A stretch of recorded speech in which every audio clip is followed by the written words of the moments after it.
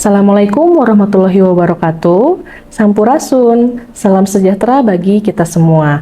Perkenalkan, saya Nabila Martia, STMSIP. Saya adalah dosen di Program Studi Teknologi Pangan, Fakultas Teknik Universitas Pasundan. Pada kesempatan kali ini, saya akan menyampaikan unjuk kerja saya dalam mengemban amanah sebagai dosen, khususnya dalam bidang pengajaran sebagai bagian dari pelaksanaan Tridharma Perguruan Tinggi. Saya memiliki latar belakang pendidikan dan juga keahlian di bidang kimia, khususnya di kimia analitik dan analisis pangan. Saya diberikan amanah untuk mengampu beberapa mata kuliah, yaitu kimia dasar, kimia analitik, kimia organik, kimia fisik, dan juga analisis pangan. Dari kelima mata kuliah tersebut, kimia analitik memiliki posisi yang paling strategis.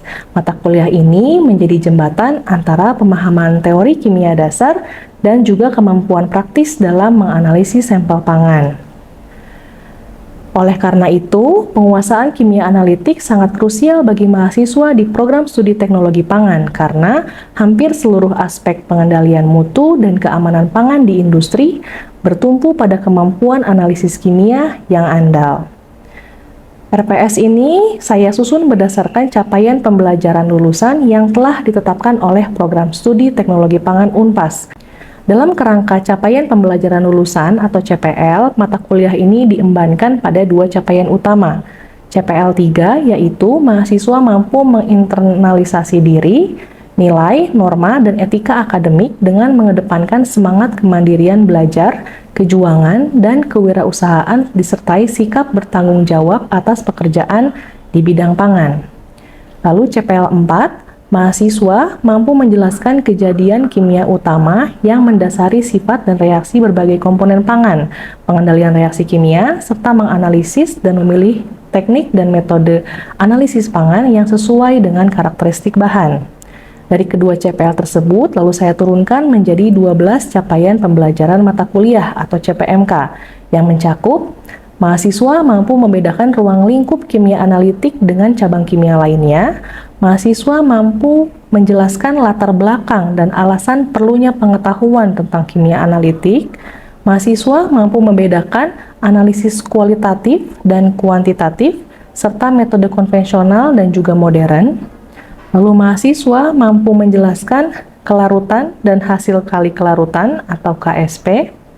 Kemudian mahasiswa mampu menjelaskan perbedaan berbagai konsentrasi larutan, mampu menyelesaikan perhitungan konsentrasi larutan. Mahasiswa mampu menjelaskan metode analisis gravimetri.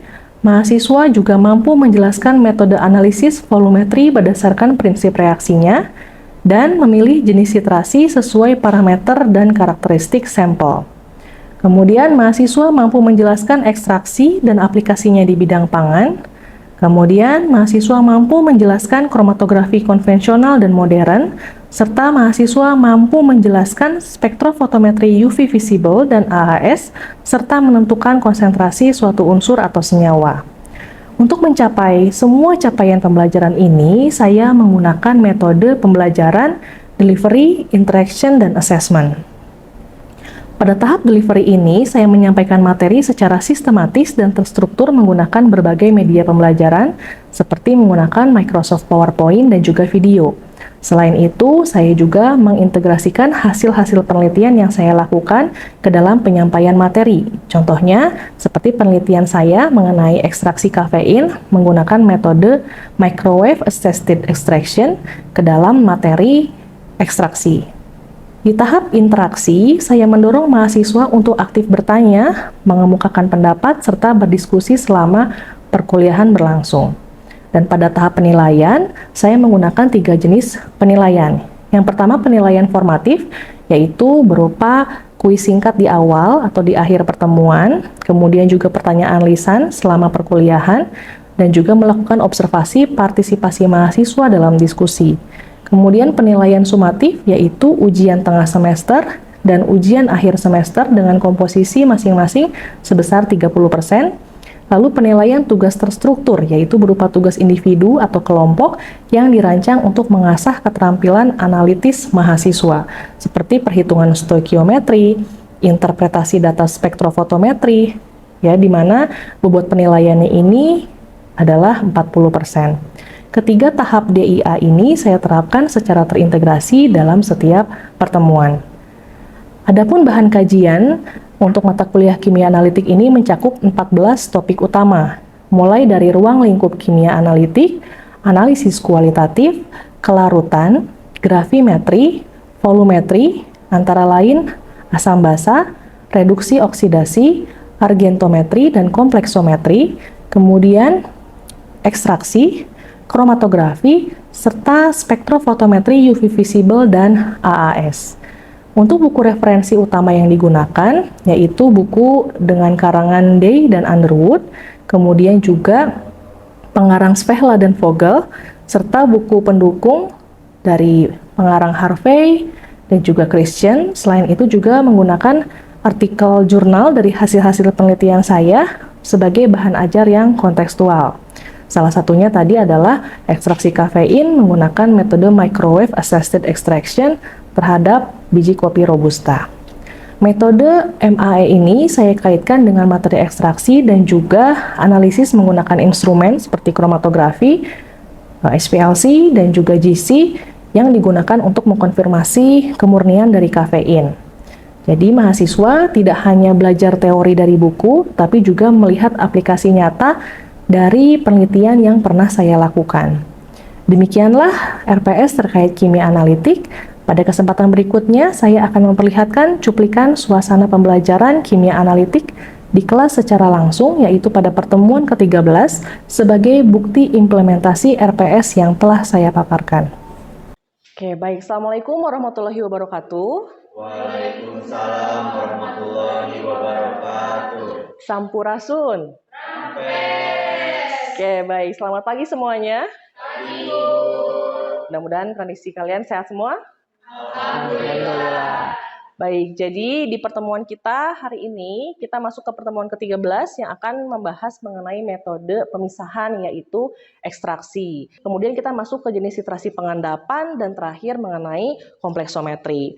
Nah, analisis titrasi itu untuk sampel yang langsung bisa terdeteksi dan terukur. Kalau misalnya nih, ternyata sampel yang akan kita ukur itu tercampur dengan komponen lain, tidak bisa langsung kita titrasi, perlu kita pisahkan dulu. Dengan cara apa kira-kira kita pisahkannya? Ekstraksi. Betul, dengan cara ekstraksi. Ya, jadi kita bisa melakukan ekstraksi jika sampel yang akan kita ukur itu tercampur dengan komponen yang lainnya, ya.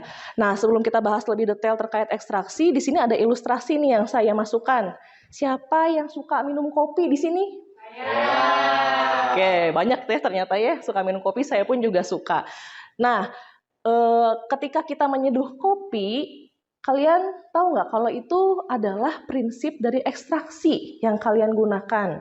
Ketika kita misalnya menyeduh kopi, ya kita tambahkan misalnya serbuk kopi dengan air panas, apa yang larut ke dalam air panasnya itu? Ekstrak kopinya itu, sari-sari kopinya itu kira-kira mengandung apa sih sampai ada efek terhadap kita ketika kita minum kopi itu langsung segar gitu.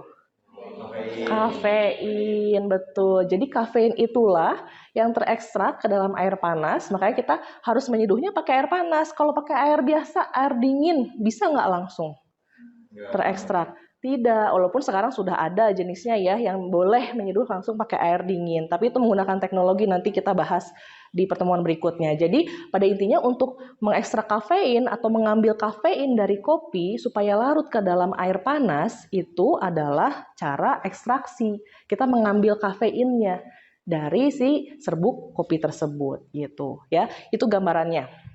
Supaya kalian paham bahwa sebetulnya sehari-hari tuh saya melakukan ekstraksi terus loh ya, apalagi yang doyan kopi seduh sendiri di rumah gitu. Ya, itu ternyata kalian ekstraksi terus-terusan tuh ya. Cuman kalian nggak sadar kalau itu adalah ekstraksi. Oke, sebelum kita bahas materi lebih detail, saya akan menerangkan tujuan kita belajar ekstraksi pada hari ini. Yang pertama, mahasiswa diharapkan mampu menjelaskan mengenai metode pemisahan atau ekstraksi dan aplikasinya di bidang pangan. Ya, tadi contoh gambarannya di bidang pangan terkait dengan kopi, ya. Nah, capaian pembelajaran mata kuliah khusus untuk materi ekstraksi, yang pertama kita paham bagaimana prinsip kerjanya, kemudian yang kedua adalah menyelesaikan soal perhitungan. Jadi nanti ada contoh soal dan juga soal perhitungan yang akan saya share ya, soal perhitungan ini mengenai koefisien distribusi, berapa persen zat yang terekstraksi, dan juga sisa yang tidak terekstraksi. Ya. Nah, berikut ini adalah pengertian dari ekstraksi, yaitu pemisahan suatu zat dari sampel berdasarkan kelarutannya pada pelarut tertentu. Kita ketahui jenis pelarut itu ada berapa? Ada dua, ada pelarut polar dan non-polar ya. Jadi senyawa lain pun sama, ada yang sifatnya polar, ada yang non-polar. Nah, ekstraksi atau pemisahan ini, si senyawa yang akan kita ambil itu sifatnya harus sama dengan si pelarutnya. Jadi istilahnya itu like dissolve like. Ya, contoh kalau ilustrasi mudahnya atau sederhananya misalnya kalian itu suka sekali baca buku. Kira-kira tempat ternyaman baca buku itu di mana? Tempat nyaman, sepi, seperti perpustakaan contohnya. Nah, molekul juga sama. Molekul itu punya sisi dia nyamannya itu di pelarut yang mana? Pelarut yang punya kesamaan sifatnya. Jadi, molekul yang polar akan nyaman dengan pelarut yang polar juga. Jadi, dia akan tertarik dengan yang sesama polar. Begitu juga molekul yang non-polar, dia akan tertarik ke pelarut yang non-polar juga gitu, ya. Jadi, itu adalah prinsip daripada ekstraksi. Tujuannya kita melakukan ekstraksi yang pertama adalah pemisahan secara cepat dan bersih, bisa untuk zat organik ataupun anorganik, bisa untuk analisis skala besar makro, bisa juga untuk yang skala kecil, mikro, ya. Berikutnya adalah pekerjaan preparatif. Jadi sebelum tadi misalnya kita melakukan titrasi, kita pisahkan dulu nih senyawanya. Jadi preparatif itu persiapan. Persiapan sebelum kita ukur, misalnya dengan titrasi, dengan spektrofotometri, ya, atau dengan AAS, instrumen lainnya, kita pisahkan dulu dengan cara ekstraksi, baru kita ukur. Nah, itu adalah pekerjaan preparatif. Oke, berikutnya, nah ini adalah prinsip dari ekstraksi tadi. Misalnya saya punya fase awal sampel, contohnya misalnya tadi, ya, atau contoh lain lah, contoh misalnya santan, ya, kelapa, saya punya kelapa parut, saya ingin ambil santannya. Berarti saya butuh apa nih untuk mengambil santannya? Kalau Anda bikin santan di rumah, Anda beli kelapa parut nih, kemudian tambahkan air kan, tambahkan air sebagai pelarut, lalu kita peras, dapatlah santan. Nah, santan itu adalah ekstrak, ya.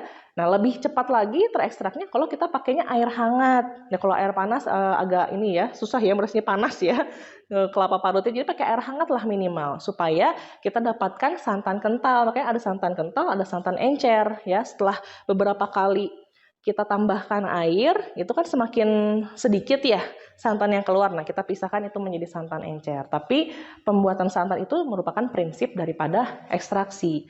Jadi, sisi santannya itu yang asalnya ada di dalam kelapa, itu akan berpindah ke dalam air.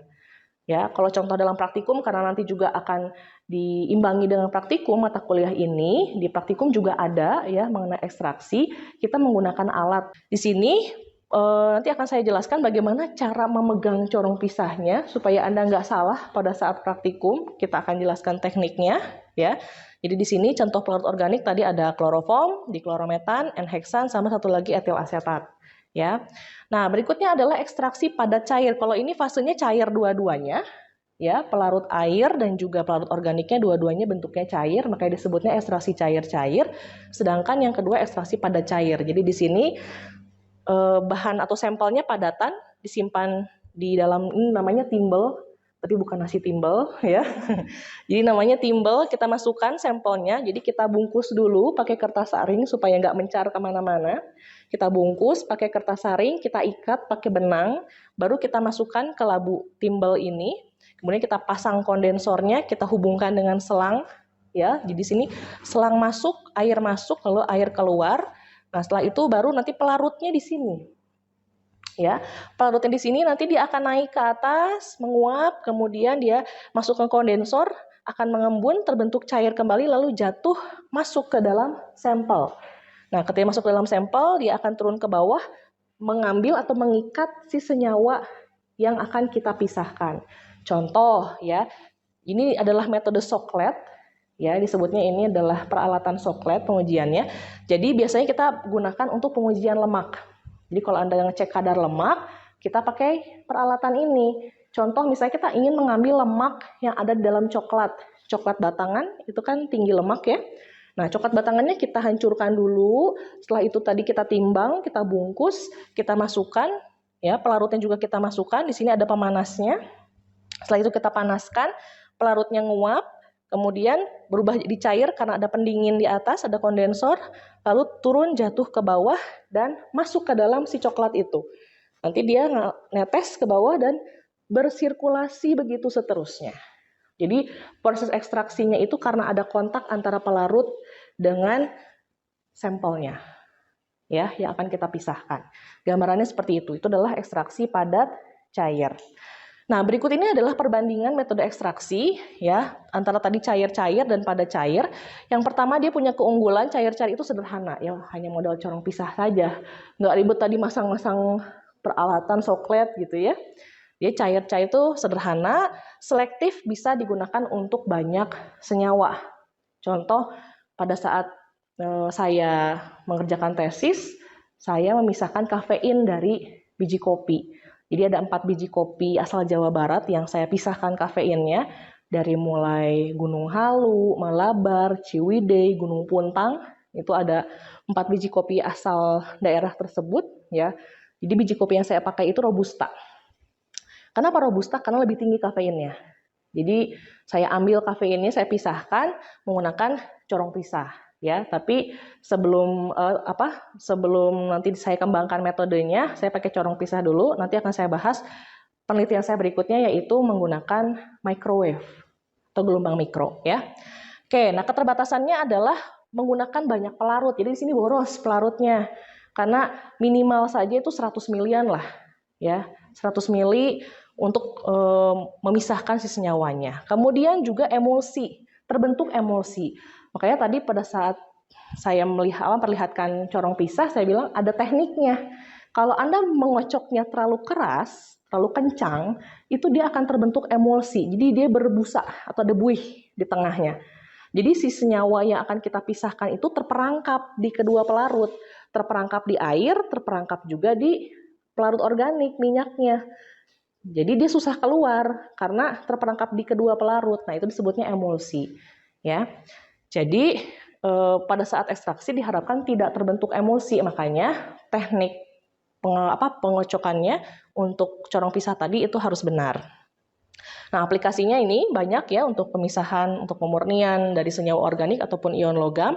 Untuk padat cair, ya tentunya sampelnya berbentuk padatan, peralatannya walaupun tadi perintilannya banyak, tapi itu masih dikatakan sederhana, ya, dibandingkan instrumen yang sudah jauh lebih canggih, ya. Waktunya lama karena itu bersirkulasi tadi, ya, setidaknya butuh 1 jam untuk dia sampai terekstrak si sampelnya itu. Jadi butuh waktu yang lama, konsumsi parut memang lebih banyak karena tadi ketika dia sudah jenuh kita tambahkan lagi, ya. Jadi kalau dirasa sudah jenuh kita bisa menambahkan lebih banyak lagi pelarutnya. Nah, ini bisa digunakan untuk ekstraksi bahan alam dan juga pestisida. Nah, untuk teknik pengerjaannya bisa dilakukan secara kontinu atau bertahap. Jadi misalnya saya punya 2 corong pisah. 2 corong pisah ini yang satu saya pakai sekaligus 100 mili. Atau yang satu lagi saya pakai 25 dulu, saya kocok, setelah itu saya pisahkan, saya keluarkan, tambahkan 25 lagi, saya kocok, sampai 4 kali, 25 kali 4, 100, jadi secara total sama 100, yang bedanya sekaligus 100, sama yang bertahap 4 kali, gitu. Itu adalah teknik kita dalam pengerjaan ekstraksi menggunakan corong pisah, ya. Jadi bisa bertahap, bisa sekaligus. Oke, nah ini adalah faktor yang mempengaruhi ekstraksi, ada jenis pelarut, pH larutan, suhu, waktu kontak, dan pengadukan. Jadi pengadukan tadi pengocokannya, ya. Jadi ketika pengocokannya terlalu lambat, misalnya kalian belum sarapan gitu ya, lemes, kira-kira ada yang pindah nggak? Senyawanya nggak ada, kan nggak ada tumbukan. Jadi ketika dikocok itu ada transfer, ada perpindahan dari senyawa di air pindah ke pelarut yang nonpolarnya, dari polar ke nonpolar. Tapi kalau pengocokannya terlalu lambat, nggak akan ada yang pindah. Kalau ada pindah kecil, nggak kehitung mungkin ya, nggak akan terukur. Makanya pengadukan atau pengocokan di sini mempengaruhi ekstraksi. Suhu juga kadang ada yang menggunakan suhu ruang, ada yang menggunakan air panas ya atau air hangat. Nah itu mempengaruhinya dari peningkatan laju difusi. Jadi perpindahan dari senyawa tadi dari pelarut yang satu ke pelarut yang lain itu akan lebih cepat. Nah nanti ekstraksi sendiri ada yang 1 kali, 2 kali, 3 kali dan seterusnya itu akan berbeda ya jumlah ekstrak yang dihasilkan. Ibaratnya nih Anda misalnya cuci tangan, tangan Anda kotor, Anda cuci tangan. Lebih baik diguyur sedikit-sedikit atau langsung seember? Sedikit-sedikit itu sampai Anda bersihkan kotorannya. Nah, sama seperti itu ya. Ekstraksi juga ketika Anda sekaligus misalnya bikin santan ya, segayung langsung diperes sama sedikit-sedikit, mana santan yang lebih banyak dihasilkan? Yang sedikit-sedikit. Maka dari itu ya kurvanya akan terus meningkat semakin banyak tahapan ekstraksi yang kita lakukan. Ya, jadi ekstraksi berulang atau beberapa kali ini lebih efektif dibandingkan kita hanya 1 kali ekstraksi tapi menggunakan volume yang jumlahnya langsung banyak. Jadi kita bisa menghitung berapa persen yang terekstraksinya menggunakan rumus ini ya. Jadi volume air Fs itu ya, volume dalam pelarut air dibagi volume air ditambah koefisien distribusi, nanti akan saya terangkan koefisien distribusi itu apa, dikalikan dengan volume pelarut organik. Jadi O-nya ini organik. Lalu dipangkatkan N, pangkat N itu berapa kali tahapannya? Tadi misalnya ekstraksinya 3 kali, berarti pangkat 3. Ekstraksinya 4 kali, berarti pangkat 4 kali 100%. Karena di sini dalam persen. Ya, kalau ditanyakannya fraksi terekstraksi, berarti tidak dikalikan 100. Jadi apa hasilnya desimal gitu ya. Oke, nah ini jenis ekstraksi tadi mengenai yang 1 tahap dengan yang multi tahap. Jadi kita gunakan rumus ini. Ya, untuk 1 tahap berarti pangkat berapa? Pangkat 1, tapi biasanya tidak perlu ditulis ya kalau pangkat 1. Jadi intinya rumus utamanya kita gunakan rumus ini. Nah, ketika proses ekstraksi, misalnya tadi saya ngambil kafein nih, kafeinnya ketarik sama pelarut organik. Kira-kira di air masih ada nggak kafeinnya? Masih. Ya, karena nggak semuanya juga bisa ketarik oleh si pelarut yang organik. Si kafein itu memang lebih larut, tapi nggak semuanya bisa ketarik, dia pasti masih ada sisa. Makanya kita hitung berat sisa ekstraksi. Jadi sisa yang masih ada di pelarut airnya itu tinggal berapa sih? Nah, kita hitung dengan cara mencari berat ya. Jadi di sini berat yang sisa ekstraksi itu adalah berat sampel awal. Misalnya kopinya tadi kita timbang berapa banyak? Misalnya 1 gram, berarti di sini 1 ya, dikalikan dengan volume V1. V1 ini adalah volume pada fase 1, fase air. Misalnya kita gunakan 100 ml air, berarti ini 100 dibagi dengan koefisien distribusi, ini KD ya. Koefisien distribusi nanti dihasilkan dari tahapan yang sebelumnya tadi pada saat kita ekstraksi. Kemudian dikalikan dengan V2. V2 ini adalah volume pelarut organik. Misalnya kloroformnya kita pakai 25, berarti sini 25 ya, ditambah volume air tadi 100, misalnya titrasinya ekstraksinya 4 kali. 4 kali berarti pangkat 4 gitu, ya. Kedapatkanlah berat sisa dalam satuan gram. Nah, berikutnya ekstraksi pada cair. Nah, bentuknya seperti ini peralatannya dan dia ketika ekstraksi ini berjalan terjadi siklus yang tadi saya jelaskan. Jadi ketika kita panaskan labunya, ini menggunakan pemanasnya nggak boleh pakai kompor ya. Maka dari itu kita gunakan heating mantle ya. Heating mantle atau mantel pemanas. Jadi panasnya ini bisa merata dan aman ya. Kemudian nanti ketika labu dipanaskan, pelarut di labu akan mendidih. Makanya di sini kita masukkan juga batu didih biasanya. Ya. Kita masukkan batu didih, setelah mendidih dia uap pelarutnya akan naik. Setelah itu di dalam kondensor dia akan mengalami kondensasi menjadi cair lalu menetes ya. Kemudian merendam sampel baru turun ke labu. Jadi senyawa yang kita ekstraknya turun ikut ke bawah. Dan itu berkali-kali. Nah, di sini ada skalanya di sifon am kita sebutnya. Ya, lengan sifonnya itu di sini ada skala. Jadi kita bisa lihat udah berapa siklus. Kadang kan kita tinggalkan kan mungkin kita pantengin terus ya. Nanti di lab itu banyak pekerjaan lain yang kita lakukan. Jadi kita sambil lihat skalanya sudah menunjukkan siklus keberapa. Ya, rata-rata di 6-7 siklus itu sudah boleh berhenti, boleh dihentikan ekstraksinya. Setelah itu labu ini dilepas, baru kita masukkan ke dalam oven untuk kita uapkan. Si pelarutnya kita uapkan, sisa di labunya ini tinggal sampelnya aja. Misalnya kalau tadi lemak, berarti sisanya tinggal lemak, karena pelarutnya udah kita uapkan. Gitu ya. Itu adalah prinsip untuk ekstraksi padat cair. Oke, berikutnya kita masuk ke slide mengenai microwave assisted extraction. Jadi, ekstraksi yang dilakukan, yang setelah kita bahas tadi mengenai ekstraksi cair-cair, padat cair, juga ada metode menggunakan gelombang mikro. Jadi, microwave assisted extraction atau MAE ini adalah teknik ekstraksi menggunakan gelombang mikro supaya mempercepat perpindahan massa dari senyawanya terhadap pelarut ya. Penelitian ini kebetulan sudah dilakukan oleh saya dan beberapa anak bimbingan saya ya. Jadi fokusnya adalah terhadap pemisahan. Pemisahan yang dilakukan di sini menggunakan panas. Jadi gelombang mikro ini menghasilkan panas sehingga dinding sel tanaman atau misalnya bahan pangan matriksnya itu lebih cepat pecah sehingga pelarut lebih mudah masuk dan mengikat senyawa tersebut gitu. Ya, nah mekanismenya tadi karena ada interaksi dari gelombang mikro dengan molekul, terjadi rotasi, ya muatan, terjadi konduksi juga, sehingga energi gelombang mikro ini berubah menjadi panas. Nah setelah itu terjadi peningkatan suhu di dalam bahan, di mana pelarut di dalam sel itu menyebabkan tekanan menjadi meningkat. Karena tekanannya meningkat, maka dinding dari senyawa dari selnya itu akan pecah. Pori-pori menjadi terbuka sehingga pelarut lebih mudah masuk dan mengikat senyawanya ya. Jadi pelepasan senyawa serta difusi. Nah, alatnya sendiri seperti ini ya untuk skala laboratorium, tapi kita juga bisa menggunakan microwave domestik atau microwave yang ada di rumah untuk melakukan ekstraksi, tapi tentu tidak dicampur dengan makanan ya. Jadi ini fokusnya adalah penggunaannya untuk ekstraksi. Seperti di laboratorium lantai 3, microwave itu dikhususkan untuk penggunaan ekstraksi. Jadi yang diubah itu adalah dayanya dan juga waktu. Nah, penelitian yang saya lakukan ini menggunakan dua macam pelarut ya. Kita bandingkan mana yang menghasilkan kafein lebih tinggi. Nah, di sini kita atur daya microwave dan juga suhunya. Dimana saya gunakan suhunya itu sekitar 80 sampai 90 ya.